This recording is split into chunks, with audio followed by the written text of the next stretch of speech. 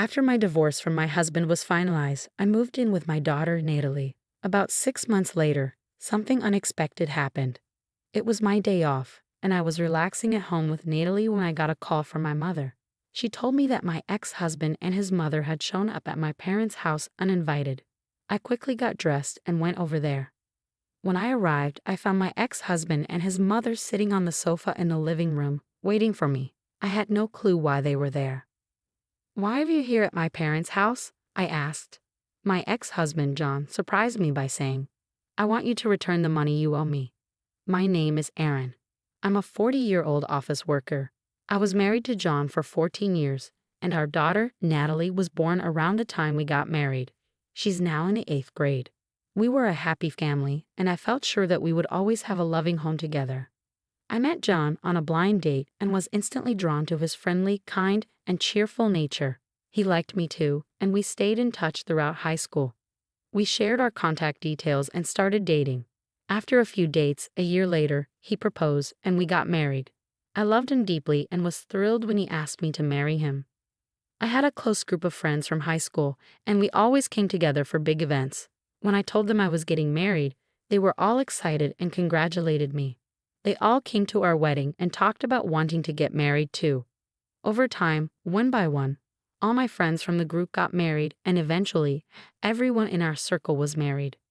We laughed and joked about how our group of friends had all suddenly become adults, with everyone now being married. Then, when I got pregnant, my friends started getting pregnant too, and before long, we had turned into a group of moms. It felt like we were all going through life together, and I knew we would stay close friends forever. I was happy being both a wife and a mother. I also enjoyed my job. After college, I started working in the planning and development department of a big company, and my days were very busy. The job was challenging but very rewarding, and I learned something new every day. One of my mom friends, who stayed at home, once told me, "You're really a workaholic, Aaron, but you also have a great family life. It's like you have two lives or something." My friend says I'm a very strong woman, but I really wish I had the endless energy of a strong man. Both John and Natalie helped me unwind and relax at home after a long day at work. When I got home, I would say, "I'm home." Natalie would respond with a cheerful, "Oh, Mommy, welcome home." When she was younger, she would greet me with a big smile and a hug, which made all my tiredness disappear for the day. John would also help me relax. After Natalie was born, John quit his job and started working part-time so I could continue working at my company. He took a job at a cafe and took care of picking up and dropping off Natalie. When I came home, he always had dinner ready. After a long day at work, it's tough to cook, so coming home to a hot meal was a huge relief. John's cooking helped me feel relaxed and refreshed. I would take baths with Natalie and we chat about our day. My life was fulfilling both at work and at home. I could manage it all because John and Natalie were so supportive of my job. Their kindness made me even more dedicated and passionate about my work, and as I achieved good results, I got promoted. With the promotion, I started working more overtime and often came home quite late. By then, Natalie was older and understood the demands of my job, so she could handle some things on her own. John also began working more hours at the cafe. Lately, I've been enjoying exploring different coffee shops and buying their coffee beans. I picked up some today, along with cakes from a new bakery. I suggested we have them with coffee. John has really gotten into coffee. He's been learning about roasting beans and trying different types at his cafe job. That's why he makes such great coffee at home.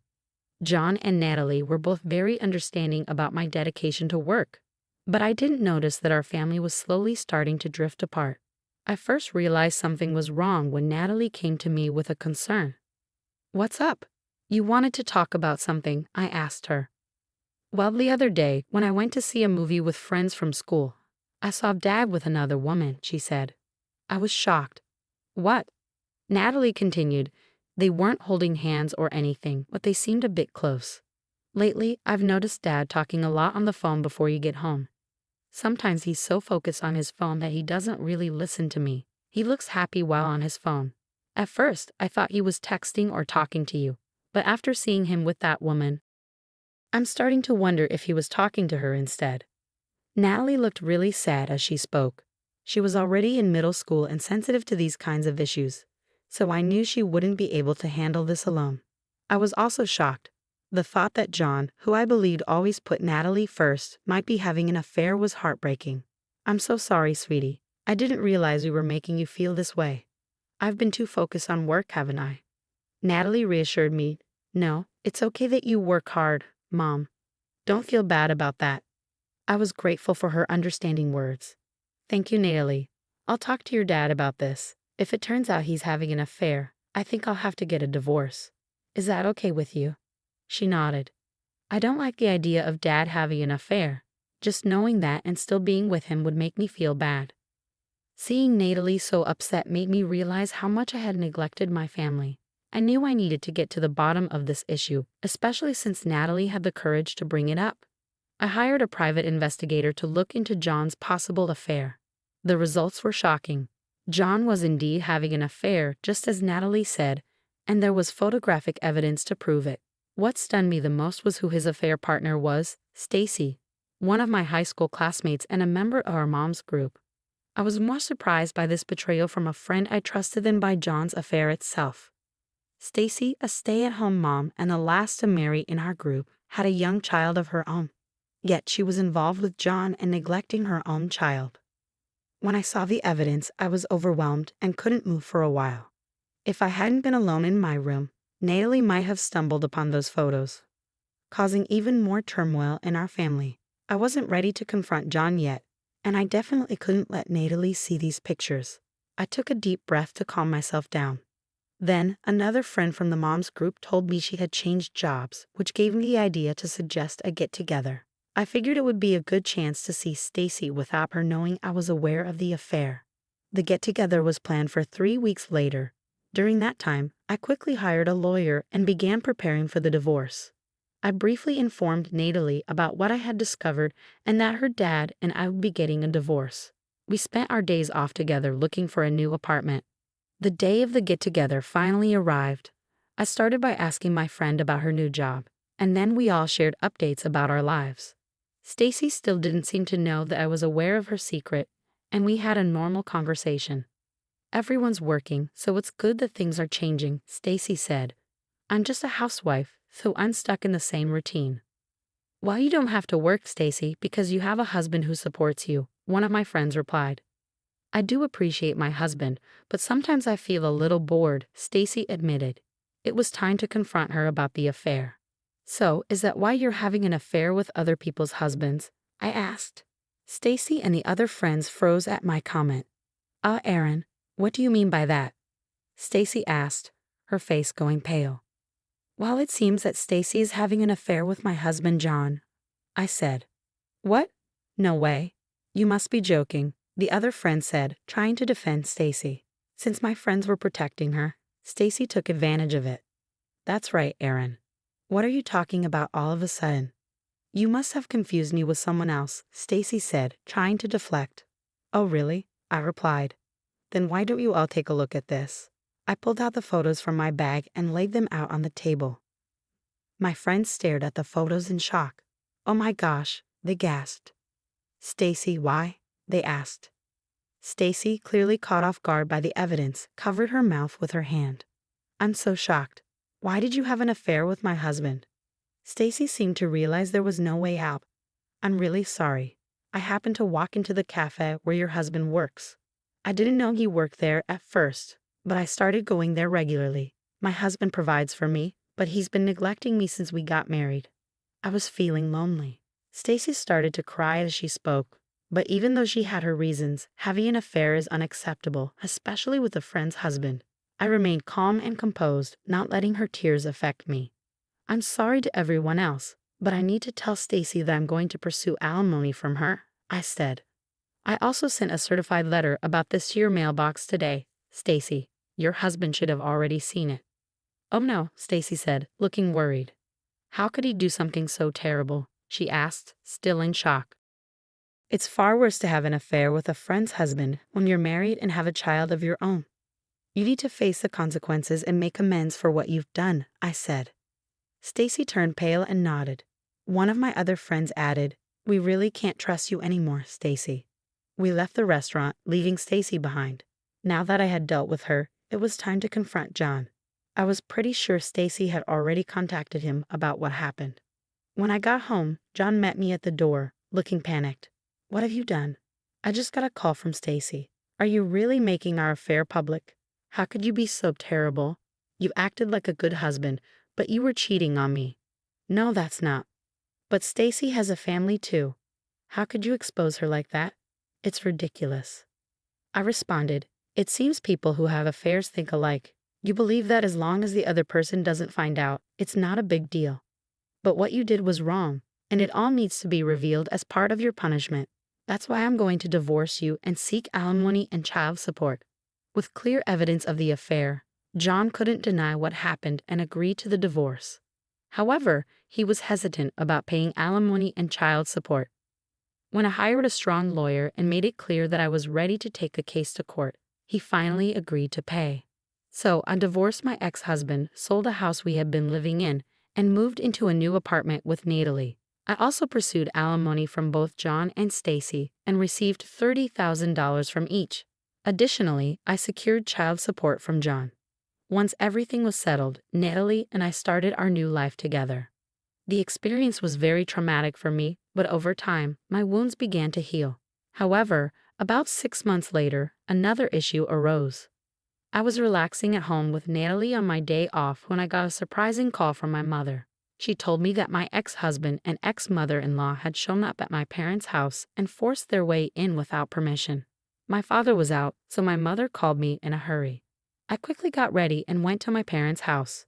When I arrived, my ex-husband and ex-mother-in-law were sitting on the living room sofa waiting for me. I had no idea why they were there. "What are you both doing here at my parents' house all of a sudden?" I asked. My ex-husband then shocked me with his next words. "I want you to give me back the money you owe me." "Huh? I never borrowed any money from you. I paid $15,000 for our wedding, remember? You were the one in charge of the wedding, so that money was lent to you. Now that we're divorced, you're claiming it was all a fraud. Honestly, I could sue you for marriage fraud, but for now, all I want is that $15,000 back as a settlement." He made an unreasonable request. My ex-mother-in-law also insisted that I pay him as soon as possible. After the divorce, I knew that John had taken a full-time job at the cafe where he used to work, but the pay there wasn't much. It seemed he was struggling financially, which might explain his unreasonable demands. "Well, let me remind you that we both were equally involved in the wedding, and I paid more of our living expenses than you did. So $15,000 is just a small part of what I contributed. Don't bother me with such unreasonable demands." I tried to get them to leave, but they didn't budge. Just then, my father came home. He had apparently received a call from my mother and rushed back. "What are you guys doing here?" my father demanded. My ex-husband explained the same thing to my father, clearly afraid of him. My father listened quietly but was clearly furious and shocked by John's unreasonable demands. "It's your fault for having an affair in the first place. If you're going to make such outrageous demands, get out of here," my father said. He tried to kick them out, but my ex-husband fell to his knees and begged, "Please, Aaron, lend me money. Not only are you demanding alimony, but Stacy's husband is also after me and I can't afford it. Even $10,000 would help." It was shocking to see him begging for money in such a situation. I told him coldly, "No, I can't do that. Go home." But my ex-mother-in-law insisted, "You're also responsible for what happened. You should lend him the money." The situation was escalating, so my father said, "Fine, I'll get the money. Just wait here," and went to another room. "Hey, Dad, what are you doing?" I hurried after him, and my father grinned. "Well, I have plenty of money. Since we have it, why not give it to them?" he said, opening the closet and pulling out some cash. This should be interesting, I thought. My father put the bills in an envelope and handed it to John. Satisfied with the fake money, my ex-husband and ex-mother-in-law left with pleased expressions. As soon as they were gone, I locked the door and called the police. The two must have realized the money was fake as soon as they stepped outside because they came rushing back, banging on our front door. "Hey, what's going on? This is Monopoly money. I don't want this fake cash," John shouted angrily. I laughed and responded through the door. "Since we have so much money, I thought I'd share it with you." John exclaimed, "You've got to be kidding. and started banging even harder on the door, kicking it with his feet. They didn't realize their actions were only making things worse for them. As John and his mother were kicking the door, the police arrived and caught them in the act. Neighbors gathered around, and many witnessed John and his mother getting arrested. In the end, John didn't get any money but was fined for the arrest and had to pay for the damage to our front door. Additionally, one of the people who saw the arrest was a regular at the cafe where John worked, and news spread quickly. As a result, John was fired from his job. Now, John is struggling to find work and has moved back in with his parents. His in-laws are covering his alimony and child support payments for him. I've also filed a restraining order against my former in-laws. If anything happens, my family can call the police, and they will respond immediately. Now I'm happier than ever with Natalie. I'm committed to working hard and enjoying watching my daughter grow up. Thank you for watching until the end. Please subscribe to our channel. See you in the next video.